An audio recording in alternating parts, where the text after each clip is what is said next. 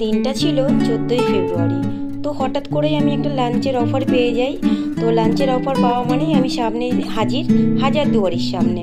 তো চলো ভেতরে যাওয়া যাক। তো সামনেই দুটো ক্লাস, হাজারদুয়ারির যে আর কি ক্লাসগুলো থাকে, জানি না এরকম টাইপের থাকে কি না, তবুও মনে হচ্ছে হয়তো এরকমই। তো আমাদের সামনেই মেনু কার্ড, চলো কী কী অর্ডার করা যায় দেখা যাক। তো চলো, এখানে চলে এসছে একটা ড্রিঙ্কস হালকা করে, তো ওটাই আমি নিয়ে নিচ্ছি আর হালকা করে একটু রিভিউ দিয়ে দিলাম ঠিক কেমন হয়েছে না হয়েছে। তো চলো, এখানে সামনেই রয়েছে একটা মিনার, আমি হালকা করে একটু ভিডিও করে নিলাম তোমাদের দেখানোর জন্য।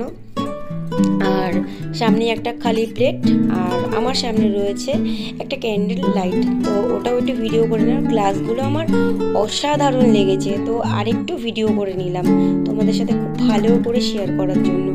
তো চলো, আমাদের সামনে চলে এসছে রেশমি কাবাব আর চাটনি রয়েছে। তো আমরা যেহেতু লাঞ্চটা অর্ডার করেছি, তো ততক্ষণ বসবো, তো কিছু একটু স্টার্ট করলাম।